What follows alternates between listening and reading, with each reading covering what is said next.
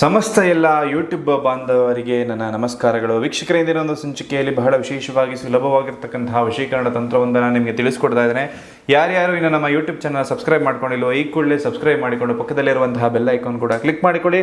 ನಿಮ್ಮ ಜೀವನದಲ್ಲಿ ಯಾವುದೇ ರೀತಿಯಾದಂತಹ ಕಠಿಣ ಗುಪ್ತ ಸಮಸ್ಯೆಗಳನ್ನು ನೀವೇನಾದರೂ ಎದುರಿಸ್ತಾ ಇದ್ದರೆ ಸ್ಕ್ರೀನ್ ಮೇಲೆ ನಮ್ಮ ನಂಬರ್ ಬರ್ತಾ ಇದೆ ವೀಕ್ಷಕರೇ, ಕರೆ ಮಾಡಿ. ಶೀಘ್ರದಲ್ಲೇ ಶತಸಿದ್ಧ ಶಾಶ್ವತ ಪರಿಹಾರಗಳನ್ನು ನಿಮಗೆ ನಾವು ಮಾಡಿಕೊಡ್ತೇವೆ.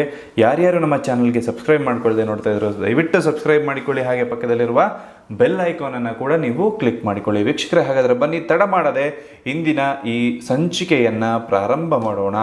ವೀಕ್ಷಕರೇ ನೋಡಿ, ಒಂದು ವಶೀಕರಣ ತಂತ್ರ ಅಂತಕ್ಕಂಥದ್ದು ಎಲ್ಲರಿಗೂ ಆಗ್ಬಿಡ್ತದೆ ಅಂತ ಹೇಳೋದಕ್ಕೆ ಬರೋದಿಲ್ಲ.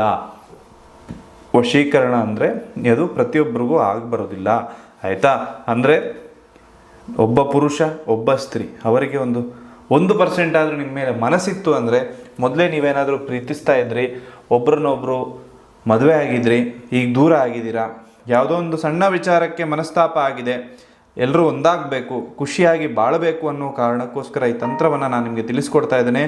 ಯಾವುದೇ ಕಾರಣಕ್ಕೂ ಕೂಡ ಇದನ್ನು ಕೆಟ್ಟ ಕೆಲಸಗಳಿಗೆ ಉಪಯೋಗಿಸೋದಕ್ಕೆ ಹೋಗಬಾರ್ದು. ಆಗ ನಿಮಗೆ ಅದು ಫಲ ಅಂತಕ್ಕಂಥದ್ದು ಕೊಡೋದಿಲ್ಲ. ಹಾಗಾದರೆ ಆ ಸುಲಭವಾಗಿರ್ತಕ್ಕಂತಹ ತಂತ್ರವಾದರೂ ಏನು, ಎಲ್ಲದರ ಕುರಿತಾಗಿ ನಿಮಗೆ ಮಾಹಿತಿಯನ್ನು ನಾನು ತಿಳಿಸ್ಕೊಡ್ತಾ ಇದ್ದೇನೆ ವೀಕ್ಷಕರೇ. ಮೊದಲನೇದಾಗಿ ನೀವು ಮಾಡುವಂತಹ ಕೆಲಸ ಅಂದರೆ, ಈ ಒಂದು ವಶೀಕರಣವನ್ನು ತಂತ್ರವನ್ನು ಮಾಡೋದಕ್ಕೆ 2 ವೀಳ್ಯದೆಲೆಯನ್ನು ತೆಗೆದುಕೊಳ್ಳಿ. 2 ವೀಳ್ಯದೆಲೆ ಅಂದರೆ, ವೀಳ್ಯದೆಲೆಗೆ ಬಹಳಷ್ಟು ಮಹತ್ವವನ್ನು ನಮ್ಮ ಹಿಂದೂ ಪುರಾಣದಲ್ಲಿ ನೀವು ಉಲ್ಲೇಖಕ್ಕೆ ತೆಗೆದುಕೊಳ್ಬೋದು, ಅದನ್ನು ನೋಡ್ಬೋದು, ಆಯಿತಾ? ಅದು ಯಾವ ರೀತಿಯಾದಂತಹ ತಂತ್ರ ಅಂದರೆ ನೋಡಿರಿ, ಮೊದಲನೇದಾಗಿ ಈ ತಂತ್ರವನ್ನು ಈ ಒಂದು ಎಲೆಯ ಮೇಲೆ ನೀವು ಒಂದು ಬೀಜಾಕ್ಷರ ಮಂತ್ರವನ್ನು ಬರೀಬೇಕು, ಆಯಿತಾ? ಇದರಲ್ಲಿ ನೀವು ಬರಿಬೇಕಾದಂತಹ ನಂಬರ್ಗಳು ಯಾವುದಂದರೆ 1, 71, 36, ಆಯಿತಾ? ಅದ್ರ ಕೆಳಗಡೆ ವಶೀಕರಣ ಅಂತ ಹೇಳಿ ಬರ್ಕೊಳ್ಳಿ.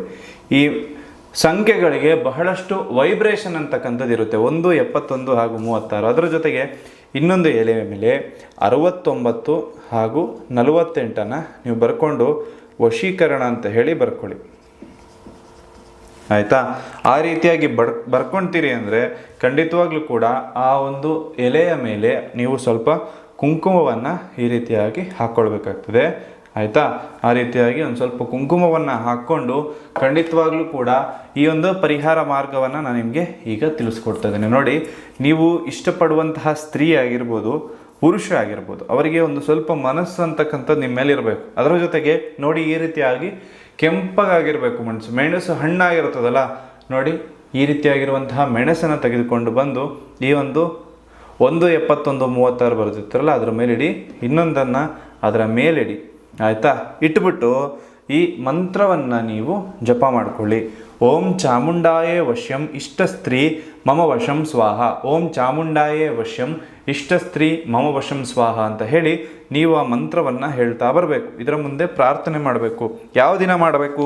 ಮಂಗಳವಾರದ ದಿನ ಮಾಡಬೇಕು. ಮಂಗಳವಾರದ ದಿನ ಮಾಡ್ಬೋದು, ಅಮಾವಾಸ್ಯೆ ದಿನ ಮಾಡ್ಬೋದು, ಹುಣ್ಣಿಮೆ ದಿನ ಮಾಡ್ಬೋದು, ಆಯಿತಾ? ಈ ತಂತ್ರವನ್ನು ನೀವು ಈ ರೀತಿ ಮಾಡ್ಕೊಂಡು ಹೋಗ್ತೀನಿ ಅಂದರೆ ಖಂಡಿತವಾಗ್ಲೂ ಆ ಸ್ತ್ರೀಗೆ, ಪುರುಷನಿಗೆ ನಿಮ್ಮ ಮೇಲೆ ಒಂದು ಆಕರ್ಷಣೆ ಅಂತಕ್ಕಂಥದ್ದಾಗುತ್ತೆ. ಅವರೇ ನಿಮ್ಮ ಹಿಂದೆ ಬಂದು ನನ್ನನ್ನು ದಯವಿಟ್ಟು ಸ್ವೀಕರಿಸು ಅಂತ ಹೇಳಿ ಅವರಾಗೆ ಕೇಳ್ತಾರೆ. ನೀವು ದೂರ ತಳ್ಳಿದ್ರು ನಿಮ್ಮ ಹಿಂದೆ ಬರುವಂತಹ ಒಂದು ವಿಶೇಷವಾಗಿರ್ತಕ್ಕಂತಹ ತಂತ್ರವನ್ನು ನಿಮಗೆ ತಿಳಿಸ್ಕೊಟ್ಟಿದ್ದೇನೆ ವೀಕ್ಷಕರೇ, ಆಯಿತಾ? ಆ ತಂತ್ರವನ್ನು ಉಪಯೋಗಿಸಿಕೊಂಡು ಖಂಡಿತವಾಗ್ಲೂ ಕೂಡ ಪರಿಹಾರವನ್ನು ಪಡೆದುಕೊಳ್ಳಿ. ನೀವು ಇಷ್ಟಪಟ್ಟವರನ್ನು ನಿಮ್ಮ ಜೀವನದಲ್ಲಿ ಕರೆತನ್ನಿ.